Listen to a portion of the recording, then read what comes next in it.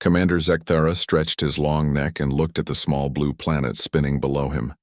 His scales were gray with age, and his yellow eyes had seen many wars across the galaxy. For 40 years, he had watched different species fight each other. Some fought for land, others fought for water or food. All of them followed the same patterns. His ship floated in the dark space between planets, hidden from the creatures below. The ship's computers told him everything about the third planet from the yellow star. The beings there called themselves humans. They were young, maybe only a few thousand years old as a thinking species, very young compared to his own people. The humans were about to start another war. Zekthara had read the reports. One group wanted to break away from the main planet and live on other worlds. The other group wanted to keep everything together. It was a simple story. He had seen it hundreds of times before. He settled into his chair and turned on the viewing screens. The war would start soon. It would probably last a few months. The humans would fight with their basic weapons, lose many soldiers, and then the weaker side would give up. That was how all wars worked. That was how all species fought. On the planet below, Captain Jake Morrison stood on the bridge of his ship. The ship was called the Liberty, and it was one of the biggest ships the humans had ever built. Jake was 35 years old with short, brown hair and serious blue eyes. He had been in the human military for 15 years. He had never seen a war this big before. "Sir, the enemy ships are moving toward us," said his second officer, a young woman named Kate Phillips. Her voice was steady, but Jake could see she was nervous. They all were nervous. Jake looked at the screen showing the enemy ships. There were so many of them, more than he had ever seen in one place. The Terra Colonial Alliance had been planning this war for years. They had good ships and good weapons. This would not be an easy fight. "All hands, prepare for battle," Jake said, into the ship's communication system. "Remember, we are fighting for Earth. We are fighting for our home." Miles below the surface of Earth, Dr. Lisa Carter worked in her secret laboratory. The room was deep underground, protected by thick walls and heavy doors. Lisa was a small woman, with red hair and green eyes. She was only 28 years old, but she was one of the smartest people on the planet. Her laboratory was full of strange machines and bright lights. She and her team had been working on something called Project Lazarus for 3 years. The military leaders had told her it was very important. They said it could change the war. They said it could save many lives. Lisa did not know that alien eyes were watching her every move. She did not know that her work was being recorded by machines in space. She only knew that she had to finish her project before the war got worse. "Dr. Carter, the new test results are ready," said her assistant, a young man named Ben Torres. Ben was nervous too. Everyone was nervous these days. The war was coming closer to their city every day. Lisa looked at the numbers on her computer screen. The results were better than she had hoped. Much better. If she was right, Project Lazarus could do things that seemed impossible. It could make human bodies heal faster and stronger. It could make soldiers fight longer without getting tired. But she needed more time, she needed more tests. The military leaders wanted results now, but science took time. Good science took even more time. Up in space, Commander Zekthara watched the first human ships move toward each other. He had seen this moment many times before with other species. The young warriors always looked brave before the fighting started. They always thought they would win quickly. They always thought the other side would run away after the first battle. The humans looked just like all the others. Their ships were simple and basic. Their weapons were crude compared to what his own people had. Their tactics were easy to understand. They would fight for a few days, lose many soldiers, and then the weaker side would ask for peace. Zekthara had written hundreds of reports about wars like this. Young species fighting over simple things. It was always the same story. The only difference was the color of their skin or the shape of their bodies. He turned to his assistant, a younger alien named Crix. "How long do you think this war will last?" he asked. Crix looked at the data on his screen. "The Terra Colonial Alliance has fewer ships but better positions. The Earth forces have more soldiers but older equipment. I would guess 4 months. Maybe 5. Zekthara nodded. That sounded right. Most wars between young species lasted about that long. Long enough for both sides to lose many soldiers, but not long enough to destroy their entire civilization. The first battle began as the human ships came close to each other. Zekthara watched the bright flashes of weapons firing. He watched ships explode and break apart. He watched small fighter craft dance around the bigger ships like angry insects. It looked normal. It looked like every other war he had ever seen. The humans were fighting hard, but they were fighting like young species always fought, with anger and fear and hope. But something felt different. Zekthara could not say what it was. Maybe it was the way the human ships kept fighting even when they were badly damaged. Maybe it was the way the soldiers did not run away when their friends were killed. Maybe it was something else. He shook his head. He was getting old. He was seeing things that were not there. These humans were just like all the other young species. They would fight for a while, and then they would stop. They would learn that war was terrible, and they would make peace. That was how it always worked. That was how it had to work. Down on Earth, Jake Morrison felt his ship shake as enemy weapons hit it. The lights flickered, and he heard his crew shouting reports about damage. But they kept fighting. They kept their positions. They did not run away. In her laboratory, Lisa Carter heard the explosions far above her head. The war had reached her city. She worked faster, knowing that time was running out. She had to finish Project Lazarus. She had to help her people survive. And in space, Commander Zekthara watched and recorded everything. He thought he was just doing his job. He thought he was just watching another simple war between young creatures who did not know better. He had no idea that he was about to witness something that would change his understanding of war forever. He had no idea that these humans were different from every other species he had ever seen. He had no idea that this war would give him nightmares for the rest of his very long life. The war had only just begun. 3 months had passed since the war began. Commander Zekthara stared at his screens with growing confusion. The numbers made no sense. The humans should have stopped fighting by now. They should have asked for peace. They should have given, but instead, they were fighting harder than ever. The battle for New Singapore had ended yesterday. Zekthara had watched every moment of it. 60,000 humans had died in one day. 60,000. In his experience, most species would surrender after losing just 10,000 soldiers. But the humans did not surrender. They did not even slow down. Both sides took their dead soldiers away and came back the next morning to fight again. They came back with more anger. They came back with better weapons. They came back ready to die. Zekthara's hands shook as he wrote his report. His commander would not believe these numbers. No species fought like this. No species could fight like this. On the ruined surface of Earth, Colonel Steve Hayes walked through what used to be the city of Denver. The buildings were broken and burning. The air was full of poison from destroyed factories. His soldiers wore masks to breathe, but they kept walking forward.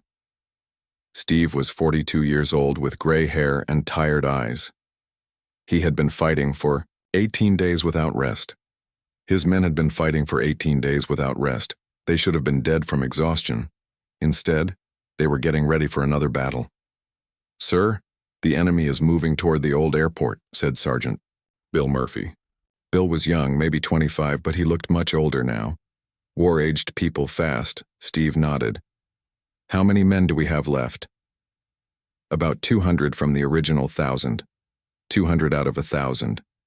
In any normal war, they would retreat. They would ask for help. They would wait for new soldiers to arrive. But there were no new soldiers coming. There was no help coming. There was only the mission. "We hold the airport," Steve said. "No matter what." His men nodded. They did not complain. They did not ask why. They just picked up their weapons and kept walking. High above the clouds, Lieutenant Amy Foster flew her fighter ship through a field of broken metal and dead bodies. Her squadron had started with 24 ships. Now there were only 3 left. Amy herself had been shot down twice, but somehow she kept finding new ships to fly.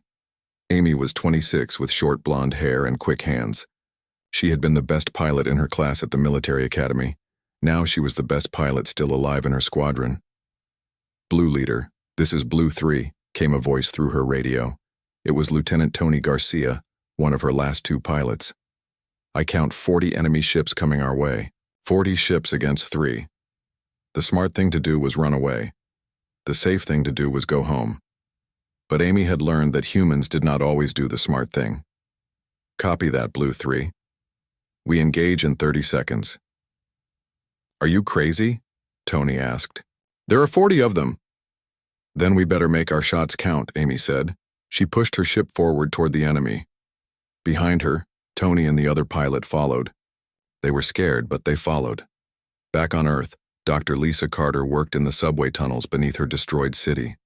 Her laboratory was gone, blown up by enemy bombs 3 weeks ago. But she had not given up. She had moved her work underground, the eye. Tunnels were dark and cold. Water dripped from the ceiling. Rats ran through the shadows. But Lisa had her computers and her test tubes and her brilliant mind. That was enough. "Dr. Carter, the power is getting low again," said Ben Torres. Ben had stayed with her even when the bombs fell. Even when it became dangerous, even when other people ran away. "Use the backup generator," Lisa said. She did not look up from her work. She could not look up. She was too close to finishing Project Lazarus. Too close to finding the answer that could save her people. She had been working for 72 hours straight. Her eyes were red and tired. Her hands shook from drinking too much coffee. But she could not stop. Not when her people were dying above her head. Commander Zekthara watched all of this through his hidden cameras and listening devices. He watched Colonel Hayes lead his tired soldiers into another impossible battle. He watched Lieutenant Foster attack 40 enemy ships with only 2 wingmen. He watched Dr. Carter work in dark tunnels while bombs fell on her city. None of it made sense. "Sir," said his assistant Crix, "the human casualties are now over 2 million. Should we expect surrender negotiations soon?" Zekthara looked at his data again. 2 million dead. Any normal species would have stopped fighting after 100,000 deaths. Most species stopped fighting after 10,000 deaths. "I do not think they are going to surrender," he said quietly. "But sir, the numbers—" "Forget the numbers," Zekthara said. "These humans do not follow the numbers." He had seen species fight over food when they were starving. He had seen species fight over water when their planets were dry. He had seen species fight over land when they had nowhere else to live. But he had never seen a species fight like this when they had a choice. The humans could stop fighting. They could make peace. They could share their planets and their resources. But they chose to keep fighting instead. They chose to die instead of giving up. On the battlefield near Denver, Colonel Hayes and his 200 soldiers faced 2,000 enemy troops. The smart military decision was to retreat. The safe decision was to surrender. Hayes chose to attack instead. "Remember," he told his men, "we are not just fighting for land. We are fighting for the idea that some things are worth dying for." His soldiers nodded. They fixed their weapons. They said quiet prayers. Then they ran forward into the enemy guns. Above the clouds, Lieutenant Foster dove her fighter ship toward 40 enemy vessels. Her weapons were almost empty. Her fuel was almost gone. Her ship was damaged and smoking. She attacked anyway. "This is Blue Leader," she said into her radio. "If we do not make it out of this, tell my family I died fighting." "We are not going to die today," Tony said back to her. "Maybe not," Amy said. "But if we do, we die fighting." In the tunnels below ground, Dr. Carter finally found what she was looking for. The formula was complete. Project Lazarus was ready. She could make human bodies heal faster and fight longer. She could give her people an advantage in this terrible war. But as she looked at her discovery, she realized something that made her hands shake. Project Lazarus was not just about healing. It was about making humans into something more than human. Something stronger, something that could fight forever. Commander Zekthara saw the test results appear on his screens. His yellow eyes went wide with fear. He had been watching a war between humans. Now he realized he was watching humans evolve into something new. something that could fight without stopping, something that could survive anything. For the first time in 40 years of military service, Commander Zekathara was afraid. 6 months had passed since Commander Zekathara began watching the human war. He had stopped eating his regular meals.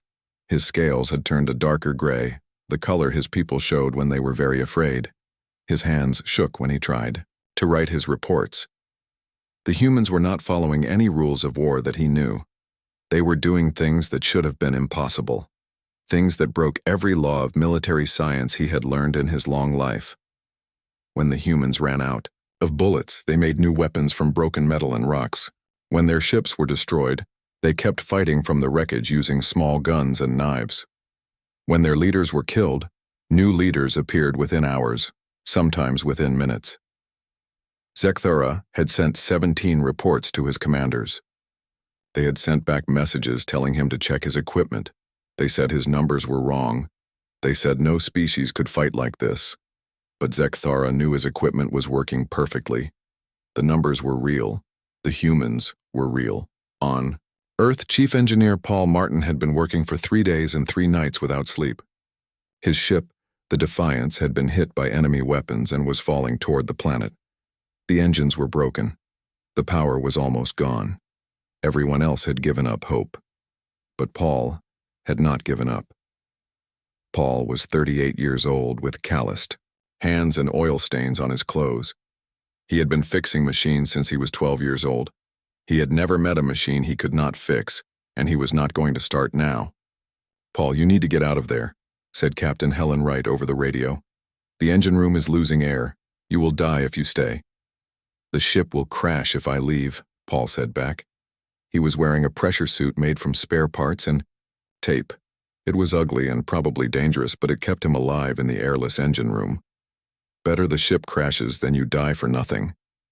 "This is not for nothing," Paul said. "This ship has 800 people on it. I am not letting 800 people die because I was afraid to fix an engine." Paul kept working. His makeshift pressure suit was falling apart. His tools were breaking in his hands. But he kept working. He would work until the job was done, or until he was dead. There was no other choice. In the ruins of New York City, Dr. Lisa Carter had done something that Commander Zekathara's science said was impossible. She had finished Project Lazarus while living in subway tunnels with no proper equipment and no safe laboratory. Lisa had not slept in 4 days. She had been living on water and food scraps that Ben Torres brought her from the destroyed city above. Her red hair was dirty, and her green eyes were bloodshot, but her mind was still sharp. Her mind was sharper than ever. "It works," she said to Ben as she looked at her final test results. Project Lazarus actually works. The project was not what the military leaders had expected. It was not a weapon. It was something much more dangerous than a weapon. It was a way to make human bodies heal from almost any injury. It was a way to make human soldiers fight longer and harder than any living thing should be able to fight. "What does this mean?" Ben asked. Lisa looked at the formula on her cracked computer screen. "It means we can keep fighting even when our bodies should be dead. It means we can heal from wounds that should kill us. It means this war is about to become something that has never happened before in the history of the galaxy." She did not know that alien eyes were watching her every move. She did not know that her discovery was being recorded by machines in space. She only knew that she had created something that would change what it meant to be human. Far behind enemy lines, Sergeant Rick Johnson and his squad were supposed to be dead. The military had marked them as killed in action 3 weeks ago. Their families had been told they were heroes who died fighting for Earth, but Rick and his men were not dead. They were very much alive. Rick was 29 years old with dark hair and scars on his face from shrapnel. His squad had been trapped behind enemy lines with no food, no supplies, and no way to call for help. Any normal soldiers would have surrendered or died within a few days. Instead, Rick's squad had spent 3 weeks destroying enemy supply lines, sabotaging enemy equipment, and gathering intelligence about enemy plans. They had been living on insects and rainwater. They had been sleeping in holes in the ground. They had been fighting every day against enemies who outnumbered them 100 to 1. "Sergeant Johnson, this is command," came a voice through Rick's stolen enemy radio. Please respond if you are alive. This is Johnson, Rick said back. We are alive, and we have been busy. Busy doing what? You have been missing for 3 weeks. Busy winning this war, Rick said. We have intelligence on every enemy position within 50 miles. We have destroyed their main supply depot. We have captured 3 of their officers. And we are just getting started. There was silence on the radio for a long moment. Then, how many men do you have left? All of them, Rick said. All 12 men are alive and ready to fight. Commander Zekthara had been listening to this conversation through his monitoring equipment. His yellow eyes went wide with disbelief. 12 human soldiers had survived for 3 weeks behind enemy lines and had actually hurt the enemy's ability to fight. This was not possible. This was not how wars worked. But the evidence was right there on his screens. The humans were not just surviving impossible situations. They were thriving in them. They were becoming stronger when they should have become weaker. On the planet's surface, something even more disturbing was happening. Human civilians were not running away from the war zones. They were staying and helping. Children were carrying messages between military units. Old people were making weapons in their basements. Mothers were teaching their babies to hide from enemy soldiers while they went out to fight. Paul Martin had been working for 72 hours straight when he finally fixed the engines of the Defiance. The ship not only flew again, it flew faster than it had ever flown before. Paul had not just repaired the engines, he had improved them while he was fixing them. How is this possible? Captain Wright asked as she watched her ship's speed readings climb higher and higher. I had time to think while I was working, Paul said. I had some ideas about how to make the engines better. Dr. Carter emerged from the subway tunnels with her completed project. But she did not come out alone.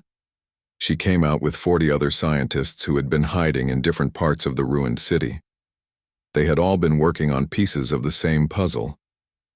They had all been making discoveries that would change human civilization forever. Commander Zekthara watched all of this from his hidden ship in space. He watched humans do things that violated every law of biology and military science he knew. He watched them turn disadvantages into advantages. He watched them become stronger through suffering.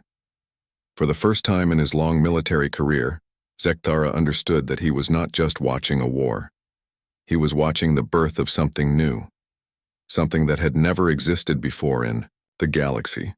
Something that would change the balance of power among all the species in the universe. The humans were not just fighting a war, they were evolving through it. And that terrified him more than any weapon ever could. The war had been over for 2 months. Both sides had finally stopped fighting, not because one side won, but because they were too tired to continue. Commander Zekthara thought this would be the end of his nightmare. He thought the humans would go back to being normal. He was wrong. What happened after the war was worse than the war itself. The humans did something that no other species in the galaxy had ever done. They learned from their fighting and became stronger. They took all the terrible things that had happened and used them to build something better.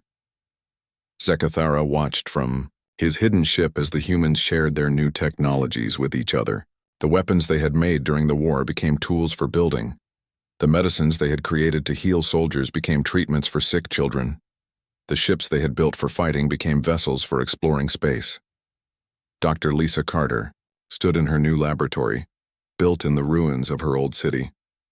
The building was made from the metal of destroyed war machines. The equipment was powered by engines that had once driven battleships. Everything that had been used for war was now being used for peace. Project Lazarus is ready for medical use, Lisa told the gathering of scientists and doctors. Her red hair was clean now, and her green eyes were bright with hope instead of fear. We can use it to help people live longer, healthier lives. The room was full of people who had survived the war. Some had missing arms or legs. Others had scars on their faces. All of them had the same look in their eyes, the look of people who had seen the worst things possible and had chosen to keep going anyway. How long did it take you to adapt the military version? Asked Dr. Frank Lee, an old man with white hair and kind eyes. 3 weeks, Lisa said. The same process that helped soldiers heal from battle wounds can help cancer patients heal from their disease. The same technology that kept fighters awake for days can help people with sleep disorders. Everything we learned from war can be used to save lives. In space, Admiral Jake Morrison stood on the bridge of his new ship. It was not called the Liberty anymore. It was called the Explorer. The ship had been built using lessons learned from the war, but it was not made for fighting. It was made for traveling to distant stars. Jake was older now, with more gray in his brown hair and more lines around his blue eyes. But he stood straighter than before. He moved with the confidence of someone who had faced the worst possible situation and had survived. "Sir, the new engine design is working perfectly," said Captain Kate Phillips. She had been promoted after the war and was now Jake's second in command. "We are traveling faster than any human ship has ever traveled before." "Good," Jake said. "How long until we reach the edge of our solar system?" 6 months at this speed." Jake nodded. 6 months to reach the edge of their solar system. Before the war, it would have taken 2 years. The technologies they had developed while fighting each other were now carrying them toward the stars. But the most frightening thing for Commander Zekathara was not the new technologies. It was the way the humans had changed as people. They had not become bitter or angry after their terrible war. They had become more united. They had become more determined. They had become more human. Paul Martin, the engineer who had worked for 3 days straight to save his ship, was now teaching other engineers how to build better machines. Rick Johnson, the sergeant who had survived behind enemy lines, was now training other soldiers how to survive in impossible situations. Every human who had done something incredible during the war was now sharing that knowledge with others. "This is not how species are supposed to behave after a war," Zekathara said to his assistant Crix. "They should be traumatized. They should be broken. They should be afraid to fight again." "Maybe they are different from other species," Crix said. "They are more than different," Zekathara said. "They are dangerous." The most terrifying moment came when Zekathara realized that the humans had known about his ship all along. Paul Martin had detected the alien vessel months ago, but he had never reported it. He had simply noted its position and continued with his work. Dr. Carter had been leaving mathematical messages in her public broadcasts. The messages were written in universal scientific language that any advanced species would understand. The messages said the same thing over and over. "We know you are watching us." "Sir," Crix said, pointing to his computer screen. "Look at this." On the screen was a transmission from Earth. It was being broadcast on frequencies that only spacefaring species would use. The message was simple and clear. "To whoever is watching from space, we are ready to meet you."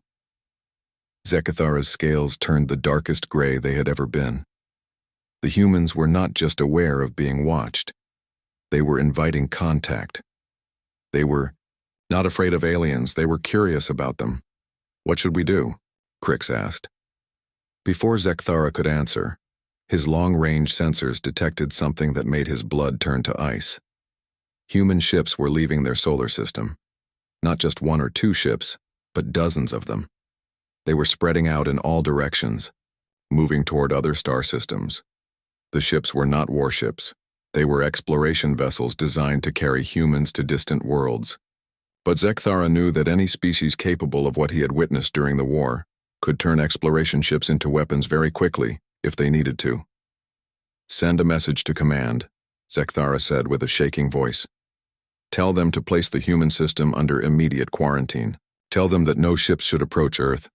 Tell them that contact with humans should be avoided at all costs." "Why?" Crix asked. "They seem peaceful now." "They are not peaceful," Zekathara said. "They are something much worse than warlike. They are adaptable. They take every challenge and use it to become stronger. They took a war that should have destroyed them and used it to evolve into something new." He looked at the data one more time. The humans had not just survived their war. They had learned from it.